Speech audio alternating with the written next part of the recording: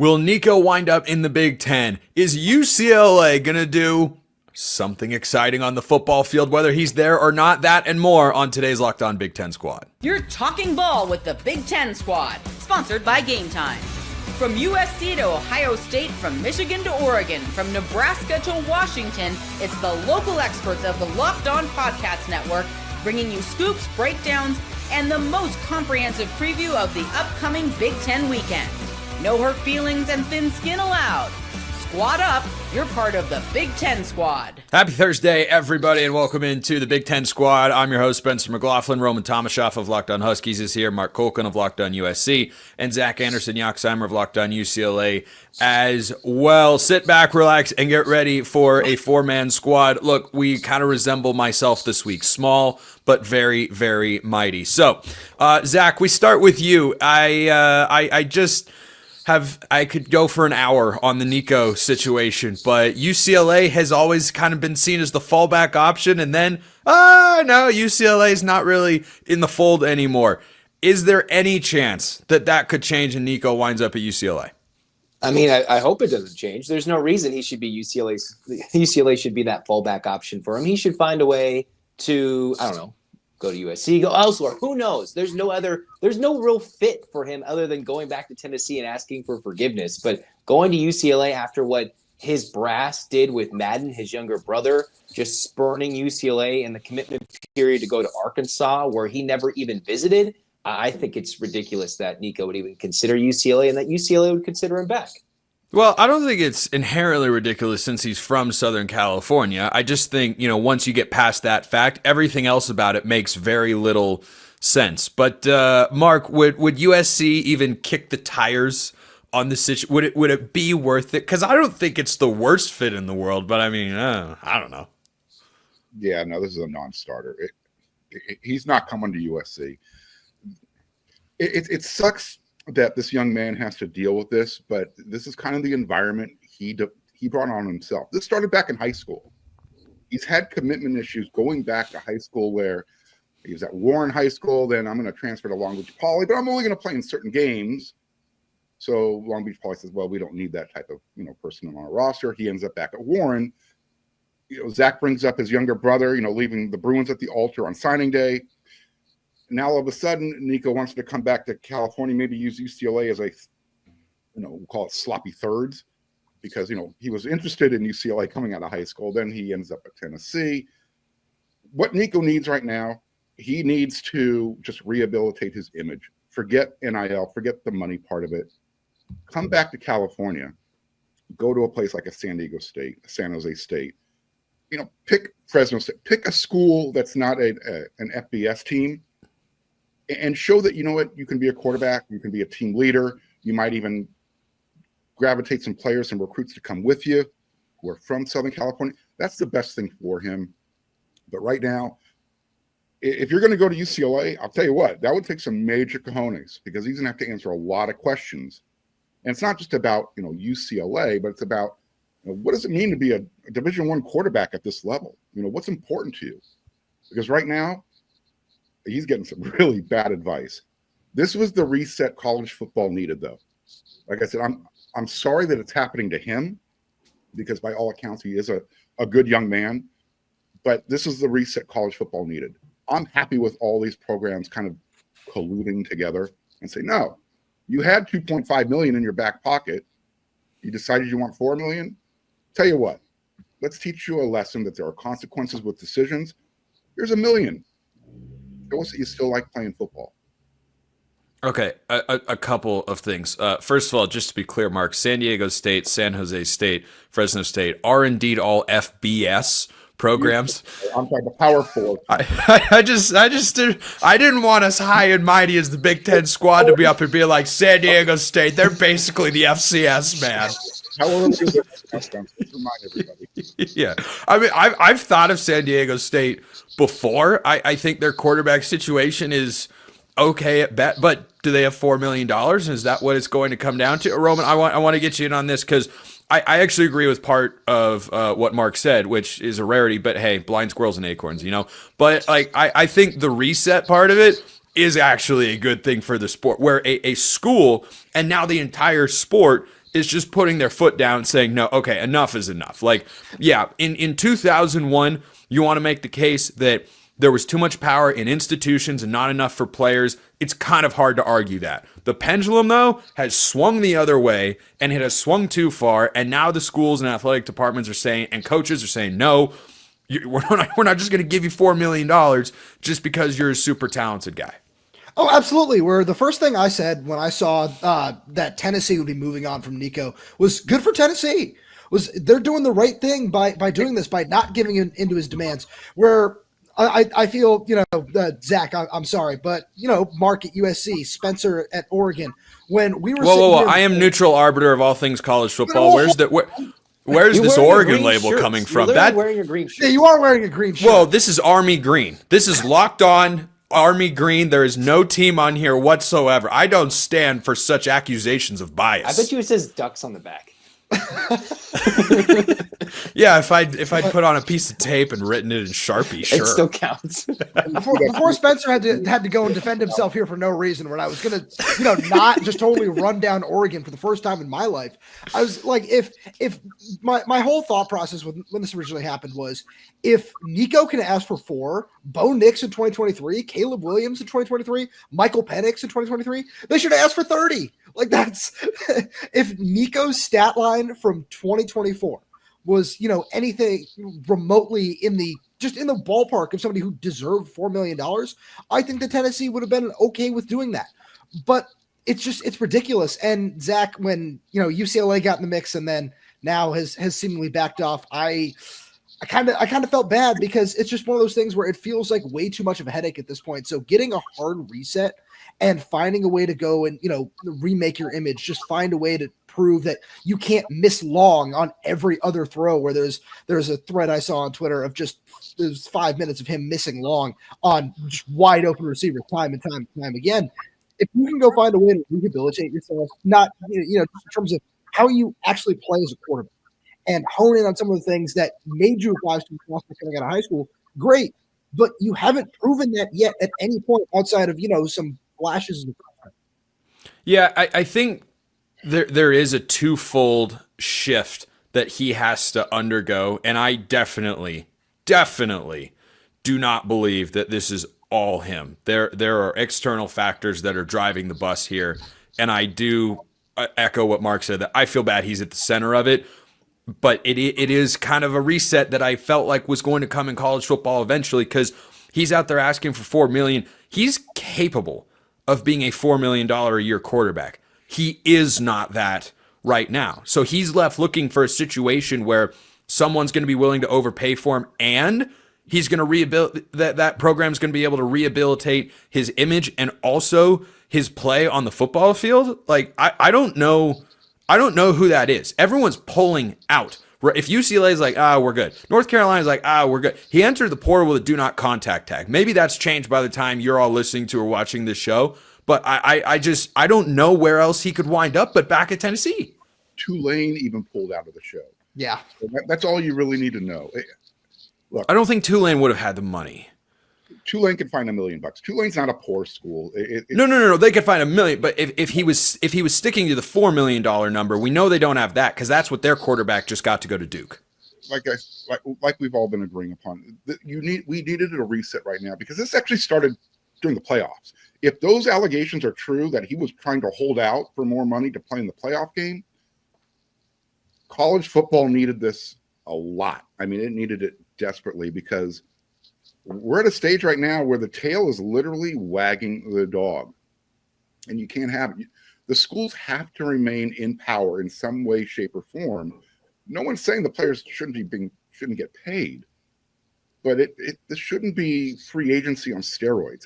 And that's what it's turned into, where you've got parents who think they're agents, and they're looking out for their own self-interest. They're not even looking out for their kids' self-interest anymore. No.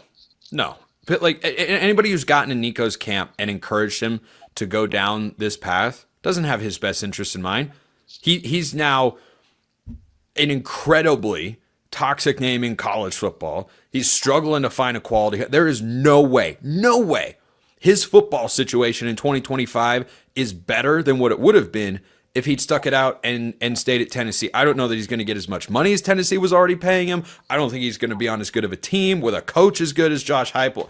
I think it's all kind of a mess. We might circle back to that, but we are going to circle back to the UCLA Bruins because Zach is here with our continuing trend on over or under the Bruins in 2025. That's coming up next.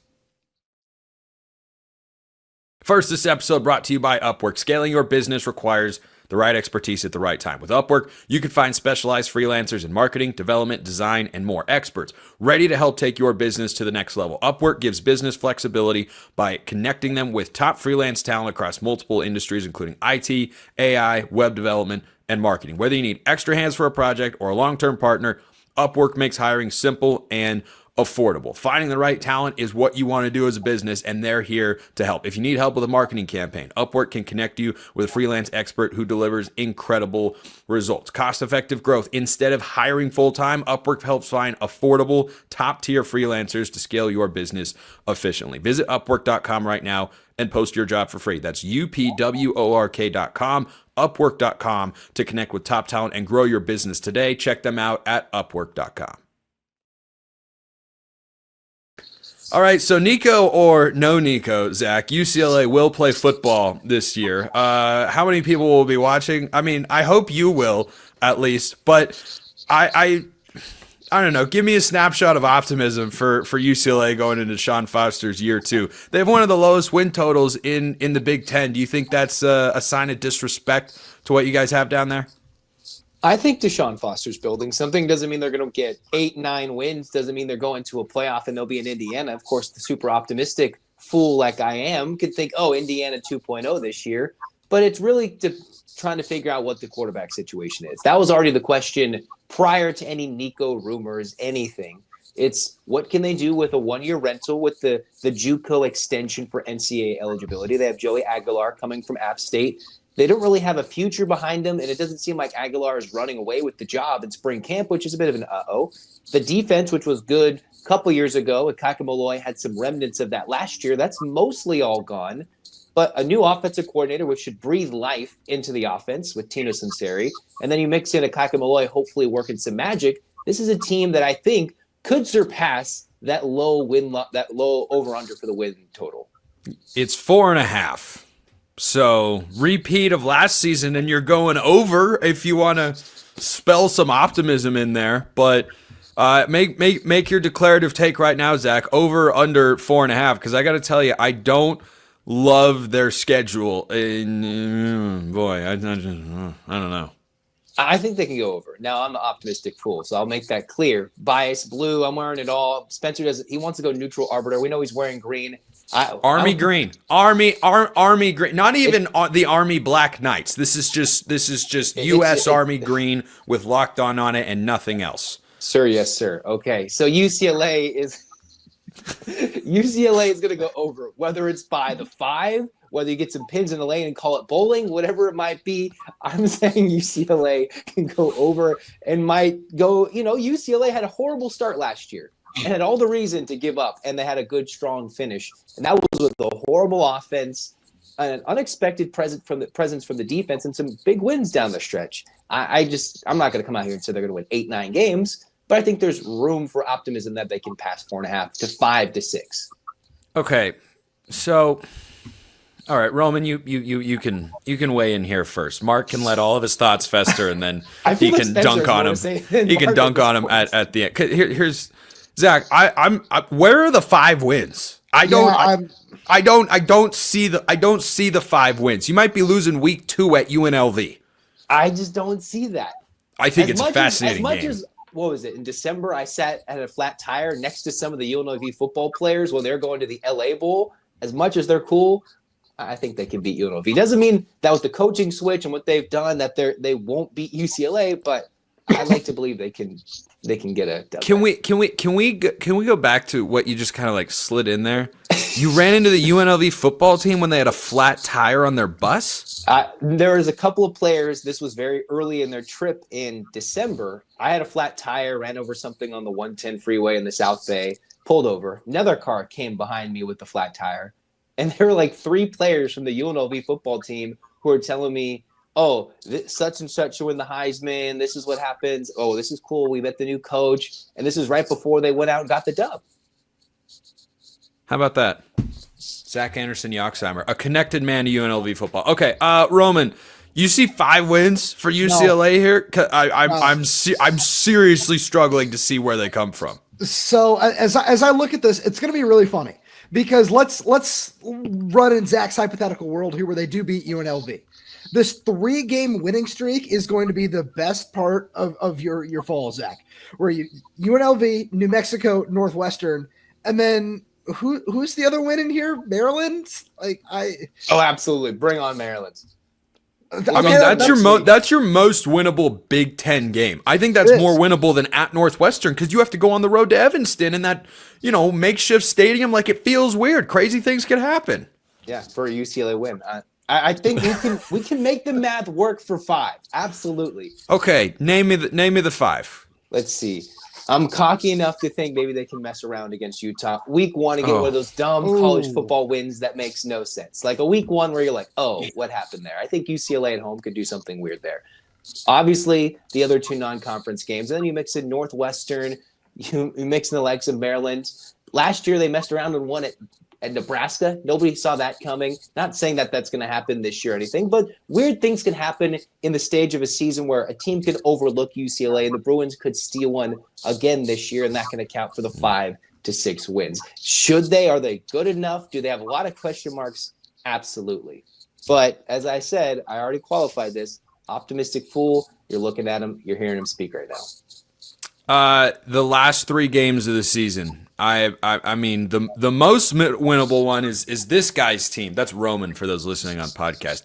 That's the most winnable game. And I like Washington's quarterback a heck of a lot more than whatever UCLA's doing. Like, Roman, you got any worry going to the Rose Bowl late in the year? Not really. I'm planning on being down there, like it's my mom's birthday weekend and everything. So I'm expecting, a nice solid victory right before Thanksgiving. I think that's going to be a whole lot of fun to be at, coming home and doing all that sort of stuff. But I look at UCLA and I say all of the best players that impressed me when they were up here last year, they're all gone. Like there's not a lot that I look at this UCLA team on paper and say, oh, that's somebody I'm going to watch out for. That's somebody I'm going to watch out for. I don't see it.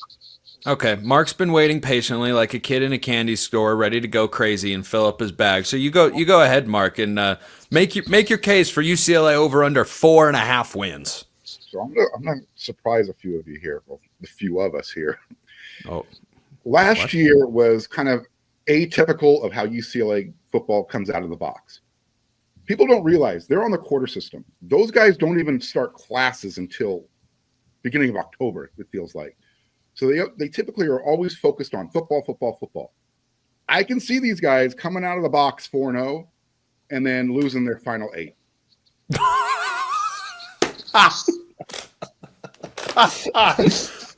Okay. The first 4 are Utah, at UNLV, New Mexico, who has a new coach, and at Northwestern. Remember, no classes. They get to focus on football. These aren't exactly. This isn't Murderer's Row, Spencer. Let's not try and make this into. This is a really no. But it's Kyle. I mean, Mark, you of all people should know Kyle Whittingham's pretty good. Kyle Whittingham's got 1.5 feet out the door right now. I'm not even sure he's going to be the head coach when the season kicks off. I'm kidding. He will be next year. I don't know. Exactly. See, again, you're kind of tempted. No. I mean, he said our defensive coordinator is the head coach. I'm just saying he's still there for a reason. Unless they can find a quarterback that's going into his 10th year of college football, I'm not sold on Kyle Whittingham this year with Utah. Again, I can see them.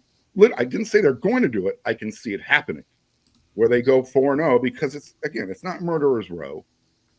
And then all of a sudden, here's classes. Here's the real part of our football schedule. It 8 in a row. I can see it. I can see it happen. Somehow that was an even greater prediction than I ever could have hoped for. Just take your rival and predict. You know what? I think they could give everyone some hope and life, and then they just suck the rest of the year. That's what the Big Ten squad is really all about. And we've still got another segment to discuss. That's You didn't hear a whole lot of You pushback. didn't say, what's yours? You didn't hear a lot Yeah. of pushback from Zach, did you? I mean, like, well, 4-0, I'll take like a 25 ranked being 25th in week 5 or 6, and then which you probably would be, quite frankly. If you're 4-0, you have the win against Utah, you get a road win. I would say, okay, you're ranked. That would be a lot of hype. Now who's talking? It'd be crushing. You're not going to get ranked because you beat Utah and Northwestern. Those 4 games. The SEC gets ranked for yeah, worse. you could. Yeah, I think That's a fair point. Is Utah preseason ranked? we don't have preseason top 25 yet. I think that it gives you some early preseason rankings. Is Utah ranked right now? It depends on whose preseason top 25 you look at. We're probably saying no. Probably. But then the other consideration is UNLV was on the doorstep of the playoff last year, and they have Dan Mullen. I don't know. I've seen crazier things happen in the top 25 poll in the first month than that 4-0, resulting in a top 25 ranking. I think I don't think that's impossible at all. I do think it's impossible to go 4-0 in those games. But hey, that's just me. Just for the record, I'm hammering the under on 4.5 for a second straight year on UCLA. I was, only right last year. I got nervous, once they started winning games. Of course, I was like, oh boy, that prediction's not looking so hot. But they went under 5.5. I'm kind of down on that. Is anybody here up or down on the transfer portal and the buzz surrounding the programs? That's coming up next. First, a reminder: this episode brought to you by FanDuel. The NBA playoffs are almost here, and FanDuel is giving new customers an incredible way to get in on the action. Right now, when you join FanDuel and place your first $5 bet, you get $250 in bonus bets if your bet wins. From three-pointers to steals to assists, FanDuel has a lot of ways to bet your favorite player props. And after the game tips off, you can even combine live prop bets into a same-game parlay for a chance to win big. Plus, everything we talk about with win totals and odds and all the sort of stuff for college football, or pretty much anything else you want, but college football especially, mostly college football, it's all over there. You've got win totals, national title odds, conference championship odds. It's all over there at FanDuel.com. Don't miss out. Head to FanDuel.com and claim your $250 in bonus bets today. Check them out at FanDuel.com. Damon Williams is in the port. No, I'm kidding. I'm kidding. I'm kidding. That was a joke. It was flying around. It is crazy. The old line, I think it's from Mark Twain, that a lie gets all the way around the world before the truth has a chance to put its pants on. There was a Nico tweet. getting $4 million. Is that the? Yeah, exactly. No. That's actually not happening. That was a fake tweet that was going around. But the internet is the internet. So what are you gonna do, right, Roman? But portal wise for Washington, good, bad, neutral. Where's Washington at right now? If we're talking the spring portal here, neutral. Like Washington needs a punter. Like that's kind of where we are. I'm told Iowa is plentiful. UCLA. Yeah, that's what I hear. The Boise State punter's in the portal. There's something going on there. I'm told Iowa always has a bountiful harvest of leg swingers. Yeah, this is what I hear. I know, since this is just technically locked on Pac-12, we're still not all that familiar with that. So yeah, no, that's true. RIP. But with Washington right now, I'm just looking at it and I say we're going to see the water bottle. Washington is over the 85-man scholarship limit that they've sort of self-imposed at this point in time to maximize revenue share and a few other things like that. So we're probably going to see a couple guys hit the transfer portal. I'm curious to see if Jed Fish wants to, maybe go out and bring in another edge rusher or another offensive lineman, depending on how things work out. Personally, I'm in the camp that he's going to run with some of the young guys he has on the roster. So outside of a punter, where they're going to be very active in the transfer portal market after bringing in Dusty Zimmer from Pro Kick Australia, and he was on campus for exactly one practice and decided to go back to Australia. So outside of that, doesn't seem like Ouch, how rough are those Washington facilities, man? Hey, man, that's a different discussion for a different day. But no, it's like one practice. He's like, nah, I'm out. Like, what did he step on that? Does he hate water or something? What's the problem? Something like that. No, it seems like he was just a little unfamiliar with how football really worked on this side of the Pacific Ocean. So Was he under the impression he was going to have to tackle or something? Like, Yeah, probably. that only happens once in a blue moon. But Mark, USC and the spring transfer portal window. What happens? Does anything happen here in the coming days? So far, right, USC's lost in the most recent announcement. One player that's going to the transfer portal. He was a redshirt freshman defensive end, Lorenzo Cowan. I see USC picking up 1 to 5 guys at the most. The roster is pretty complete. They need just to fill in some experience holes, maybe for some depth pieces, an offensive lineman, definitely at linebacker, and then wide receiver, cornerback are the other 2 positions that people have some mild concerns about. I can see more players possibly leaving USC than USC bringing in, just because of what USC did during the offseason so far. USC's fine with the transfer portal right now. There's not a lot of talk going on that, oh my God, we're going to lose our quarterback to Tennessee like Washington, with Damon Williams taking the $3 million to go. Just so we're clear, that is not true. It's just we're just throwing jabs at Roman because secretly we don't like him for no reason in particular. But you have a bad feeling about this? Zach, it should be pretty quiet with the USC portal this spring. Zach, I don't think anybody that's team-wise represented in this squad show today could benefit more potentially from the portal than UCLA. Because, hey, if you start with one of the 3 or 4 worst rosters in the conference, hey, you can improve a lot. So are they going to go out and be busy? I mean, if the craziest headline is Nico coming to UCLA, then I think that would signal busy that counts. Spring portal.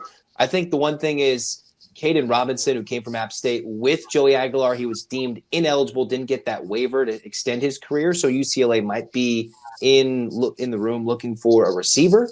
And then one of their punters just hit the portal. So that could be a spicy Roman, twist. you hear that? Here we go. You hear That's that, what I like to Roman? hear. Punter in the portal. Let's This go. is Big Ten football.